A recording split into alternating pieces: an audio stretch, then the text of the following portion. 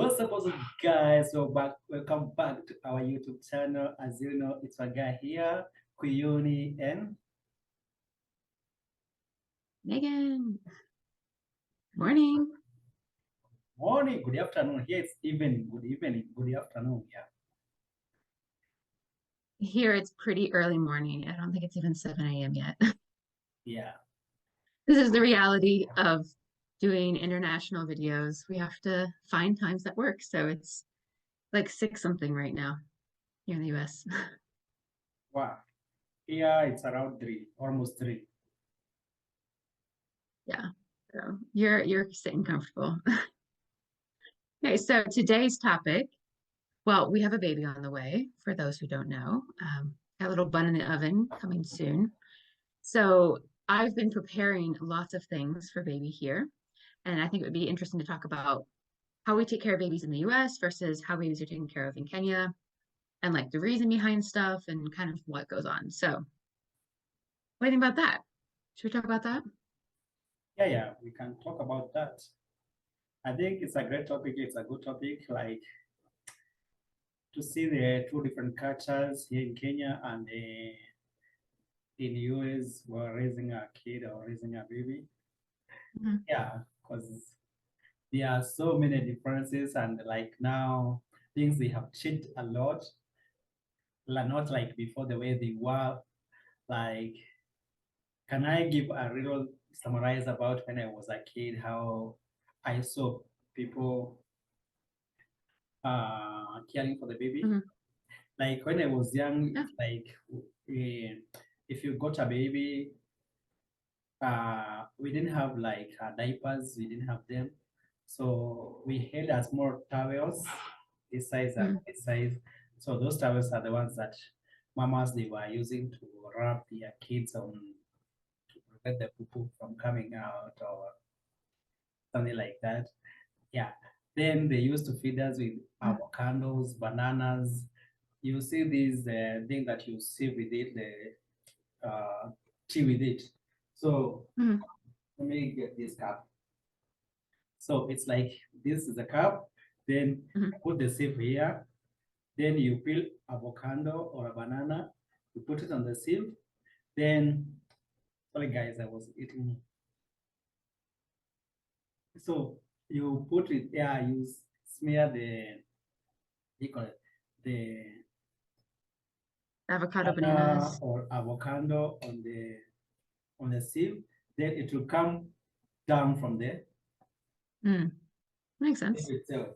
So down there on the cup, you have that smooth, soft food for the baby, and that's how you feed the baby. So that's how you were being raised when you were young. Yeah. So that's how it was. That's how we were fed. But now these things they Yeah. have changed a lot. I have seen that. Like there is vitamins for kids. I don't know there is food for kids. Those kids they didn't care. Yeah. And that's something I want to say before we start our discussion is that there's no right way, wrong way. It's just different, right? So like in the US, we have things that are a bit more strict as far as laws and like regulations and things for babies, but that doesn't mean that in Kenya they don't care about babies. Obviously, it's like it's just different how you approach it. So I don't want anyone to be like, "Oh man, they think this is good or this is bad," or no, it's just like different, right? You can be different without being right or wrong. Yeah, different ways. Yeah, Yeah. And raising our kid in the US, there's certain things we will follow, but in Kenya, maybe those things aren't available, even if you wanted to. So it's just what's there, what's around, what's the norm, that kind of stuff. So just putting that out there before we start a discussion. Are you ready? yeah. I'm ready. Always ready. Okay. So I think the first topic we should talk about is sleeping. Sleep. So here in the US, now this is just generally speaking, right? Like individual families do their individual things, but generally speaking, people don't have babies in the beds. They have babies like in a bassinet, which is a small, like higher bed that goes right next to the parents' bed for the first couple months. Because, in the first couple months, the baby is eating multiple times throughout the night. So instead of having to get out of bed. There's a little bed right there. You pick up the baby, feed the baby, put them right back. And then when they get a bit older, they would go into a crib. So a crib is a separate bed just for baby with like high walls. So the baby can't roll out or like crawl out of the bed. When they get older, they're not going to be able to like climb out of it. So that's that. Now, sleeping in the US, babies aren't allowed any blankets or pillows or stuffed animals in their cribs. That's like kind of the norm now. So the babies basically get wrapped up in these like, oh, I should have one out. I don't know where I put them. Like these onesies, right? They aren't from their what do you call these things? Wrists up to their neck and their neck down to their feet. They get zipped up all the way. And then they lay on their backs until they can roll over. They lay on their backs, and that's just like, that's it. They're just put in the crib like that without extra stuff around. So yeah, that's basically how babies sleep. I will say here in the US, we also use these little sound machines to drown out any noise. So both have my two nephews I live with who are 3 and 4, and they still use sound machines. So at night, you hear this like sound so that the adults can be talking and walking around and doing stuff in the kitchen, and the babies aren't going to wake up. The kids aren't going to wake up. That's like basic baby sleeping here in the US. What about in Kenya? Yeah. In Kenya, it's just simple way, and yeah, it's just a simple way because like those traits that you're talking about, me, I just saw them in this generation or this time, like when I have grown up. Mhm. But when we were young, we didn't have those kind of things. All we had is like, a washing basin for washing clothes in. Mhm. So you just put clothes on it. You just put clothes on it, and then you just lay your child there, and maybe, yeah, we didn't have pillows. We used to have like a sweater. You just put a sweater at the back of the kid. So Mhm. that's how we used to sleep. And if you are in the house, maybe at night now, at night, just when you move to the bed. Now when you move to the bed, you just sleep in between your parents or on the other side of your mom. So we did have those beds here in Kenya, and yeah, they were very rare. So for me, I just saw them right when I have been a grown up. That's when I saw those beds. So yeah, that's Mhm. how things were here. Maybe nowadays they have changed. Nowadays people they have changed a lot. There are new things coming up, and yeah, things they have changed. But that's how for me I was raised. Yeah. Yeah, and I want to add also that in the US, a lot of people have monitors. So they have these little cameras they set up right above the bed, the crib, and then they will have like a receiver. So they can be in a different part of the house and they can watch their baby sleep. Wow. So like maybe they'll hear this little, right, it's very different. So maybe they'll hear a little like, and so they look on their receiver and be like, okay, is the baby like actually upset? Is the baby just like in their sleep? Because sometimes babies are like sleeping and they kind of like make noises, but they're not awake. So people will check it. And a lot of new parents, they will constantly be checking their baby, being like, oh, is he or she okay? And so many people have monitors set up in their rooms for sound and for visual. So you can see and hear what's going on in the baby's room, even when you're not in the room. So yeah, that's another difference. Yeah, it's much more simplified in Kenya, I think, Yeah. True. for sure. Okay, we can move on to cars now. So I made a little example of me putting a stuffed bear in a car seat and I have a baby to put in a car seat. So I showed you with the stuffed animal of I borrowed it from my nephew. I promised I'd give it back. And Okay, so in the US, we use a car seat for babies in the car. It's actually law, and you can't just have a baby sitting on your lap or sitting on a seat up until a certain age. So the state I live in, they have to be in a car seat or a booster seat until they're 8 years old.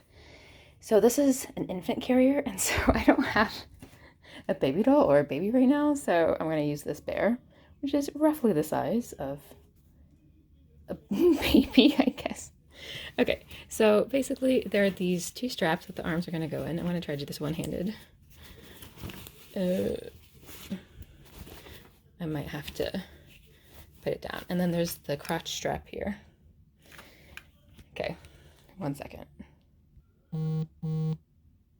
Okay, so now I've buckled the chest strap, which needs to be up at the chest and not across the abdomen.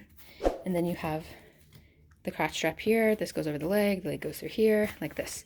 So right now, it kind of fits perfectly. So right now this is too loose. So you're gonna have to pull the string here, and each car seat's different, but that's kind of how this one works. It's still too loose. I mean, to be fair, this isn't an actual human, so it's gonna not work quite the same way. So this is still too loose, but just pretend that that is tight. You shouldn't be able to pinch it up at the top. So now the baby is ready to go. And we have this little sun shield to protect the baby from any sun. And then we have a handle here, which you need 2 hands. You hit these 2 buttons here, then you're able to put that down, but for now you can carry it. So this gets locked, the bottom part of this gets locked into the car seat and into the seat belt, this part here. And so you detach it. This one gets detached with a lever on the back, and then you can pull it up and pull it out of the seat without any issues.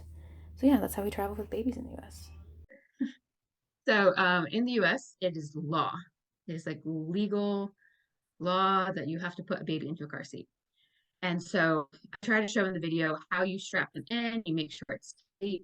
You put the bar up on their chest, all those kind of things. And so as the baby gets bigger, you get different sizes of car seats so that it kind of grows with them. And in the state I live in, it's up until 8 years old that they have to be in either a car seat or a seat that like raises them up, a booster seat. So even when you give birth and you're about to leave the hospital, you are not allowed to leave the hospital until someone from the hospital checks that your baby is in a car seat and the car seat is properly installed in the car. Like they won't let you leave the hospital with your child because of the law. So it's a very, very different approach. And even like the crazy thing, I didn't learn this until a couple years ago, but car seats expire because they're made out of plastic. The idea is like the longer plastic is around, it becomes weaker, especially when it gets hot and stuff. So I don't know how many years the car seat lasts, but they're like every car seat will have a date that it expires on it, and you have to check that if you like buy it secondhand or something. Also, if the car is in an accident and there's a car seat in it, that car seat is now not able to be used. Because there could have been some damage to the car seat and now it's no longer up to safety standards. So it's quite a big thing in this country that yeah, you can't do what you want with your baby in your car. They have to be locked into the straps. Now, I know in Kenya it's different. How is it different in Kenya? So in Kenya, what is there is that we don't have car seats. Maybe they are there with the rich people, but the middle class, maybe, or the poor people, or the crowd, they don't have it. Like for me, I have not seen it with maybe some very few people, maybe 2, 3, 4, but I'm not in the local area, maybe in Nairobi, those areas. So many people, they don't use it. All you do is just you have to hold the kid when you are in the car, and that's all we do it here, just hold the kid. There is no rules about to have a baby car seat. No, we don't have it. I think even the first time I had it with you first time. Oh, really? Yeah, because here there are no such things for sure. I mean, I don't know, but there are no such things. I've never seen them. I have just seen them when I'm a grown up and on some areas like suburbs of Nairobi, those areas. But here in Nanyuki, I have not seen it so far. Yeah. Yeah. Well, and I think it makes sense too, because how, when many people in Kenya are taking matatus, how are they going to bring a heavy car seat, strap it in, and now they have to pay for their seat and that seat, the car seats. Like, it doesn't make sense when people are using public transportation. And now that I think about it, like people here in the US who use buses and stuff, you don't use a car seat on a bus. But maybe, I don't know. I don't know. I haven't been on a bus in the US for a while, so I have to think about it. But it is different if you're not having your own car. And in the US, many people do have their own cars unless they're in a major city. So I think that's a big difference as well. Is like it's just not possible also in Kenya to do that if people aren't taking their personal cars. Yeah, true. Yeah. Okay. Then we have baby wearing. Maybe. So in the US, there are strollers. I don't have a stroller myself yet, so maybe I'll get one, maybe I won't, I don't know. But I don't have a stroller. But you know, I think in England they call them prams. I don't know what they're called in Kenya. But you know, a buggy, a baby buggy, I don't know what the term would be, but you know, the thing that you push Yeah, your maybe baby mine. in and Yeah. baby buggy, okay. And they're like laying down. Yeah, and so there are some really high-tech strollers in the US now. Some like really fancy ones that you can have them laying this way when they're a baby, and then when they're a toddler, they're sitting in a different way, and you can use it for years. So that's pretty common. Like if you were to go, say, to a park or go to the zoo, you would see. Okay, so nowadays, people can also carry their baby with a carrier, and I've made a video for that, so you can see. Okay, so now I showed you the car seat. I'm going to show you what to do with the baby. The baby in a carrier. So in Kenya, you know, a lot of people use kangas, and there are carriers, but more common is just to use a kanga. So here I'm going to show you one carrier. There's lots of different types, and to be fair, I'm not very good at putting this on. I'm still in practice, and I have a bump, so it's going to be a bit harder than post baby when you won't have a bump.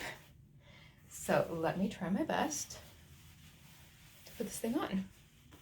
Okay. So there's buckles back here, so you can adjust it the size you need. And then another buckle on this side. And this is for a front wearing baby, not one that's too young to be on the back yet. So it's looped through the back, and we're gonna put the baby in, and hopefully this works okay. Okay. So we're gonna stuff the foot down and the other foot and bring him up over its butt. An arm and the other arm. His foot's out, his foot's out. Okay. So now I'm gonna take the straps from the back, pull it forward, adjust it, tie it up in the front. Make sure his foot isn't tied up. And now you have a baby. So obviously, okay, I have a bear and he has a snout, but normally this is basically how it would look. You put the baby bear in the carrier. Okay, don't have a baby to put in there. But like there's straps, and even like that one has a little pocket up front to put a phone or snacks or something in. So you can have that there. And then there's all these warning labels of like, this is how to put the baby in. And so it's, again, very regulated, that kind of thing. But there are some more like flexible material things that people are wearing babies in now, especially for really, really small babies, that are more like the stretchy material and that don't have the buckles, and it's more tying it up. But it is quite a process, and I haven't used one of those yet. And even for this one that I made a video about, I had to have my sister help me because I was like, there's all these complicated things going on, and I don't know how exactly to use it yet. So it's something to practice. That's how we take babies around when we're walking. What about you guys? Wow. Here we don't have such things. All we have kanga and the other things. We just tie your kids. I'll show you guys a video how you do it. Okay. In Kenya. So that's how we do it. We don't have a lot of complications. Also such things. Yeah, I have seen several with some people, but most people they don't buy it. They see like it's wasted of money to them because you see the way economy is taking people here in Kenya. So most of people they don't have it. Like yeah, they don't have it. Mhm. Yeah, And are you gonna have a video of someone wearing a baby in a conga? yeah. Great. So that Yeah, it's amazing. yeah, so that I can show people what I'm talking about. Yeah, it's amazing in Kenya how you see these mothers walking around and they have a baby on their back and they're washing clothes or out in the shambas, like they are doing real work carrying babies all day. So I'm always so impressed on that. Or like maybe they have a baby on their back and then they have a toddler's hand they're carrying and they're carrying an umbrella to keep the sun off the baby's head. Yeah. It's a lot. I give a lot of praise for the women in Kenya walking around like that. That is a lot of work and a lot of stuff to carry. But I do hear women they can multitask. Is it true? Sure. I mean, we multitask just in a different capacity, but yeah, Kenyan women are like, okay, this is my option, so I gotta take my baby with me wherever I go. So it's tough, but I will say one of my goals years ago when I was in Kenya, I was like, I really want to wear a baby. So at one point, I got to wear Spanky, who is Dan's nephew. So I guess my nephew now too. So I got to wear him, and I was like so happy because I was like, oh, finally, I get to experience what it's like to carry a baby on my back. So that was pretty cool. But yeah, it's not easy to do. So that's that. I'm trying to think, what are other ways we take care of babies? I feel like we could always do a part two when, Yeah, yeah. Because yeah, because we have a lot of things. We can talk about babies. I think we can have like part two because on my mind now, many things are coming up. Like many men they don't like changing babies' diapers. They don't like taking care of the babies. Many men don't like carrying the baby or what. So I think we're gonna do the part two of this video maybe yeah, in the course of the week. We shall see about it, guys. Yeah. yeah. So what do you want to say to our fans? Do you wanna tell them to continue supporting us by subscribing, liking, and sharing? Of course. And yeah, just to hear what people think about like how they choose to take care of their babies. Because again, there's no right or wrong way. There's just ways that are cultural or maybe more cost effective depending where you are, or like materials aren't like available. So just where you're at, how are babies taken care of there? Would love to hear from you guys. And then we'll do a part two more on maybe how babies are taken care of, not necessarily the tools that are used, but like the methods, I guess. Yeah. We can Yeah. talk about that next time. Okay. Thanks, guys, for your support, for being there for us always. Continue subscribing, liking, and sharing videos. And if you want us to do more content about something that you have on your mind, just let us know. Just hit there on the comment section and let us know. So, guys, thanks so much. Continue supporting us and see you in the next one.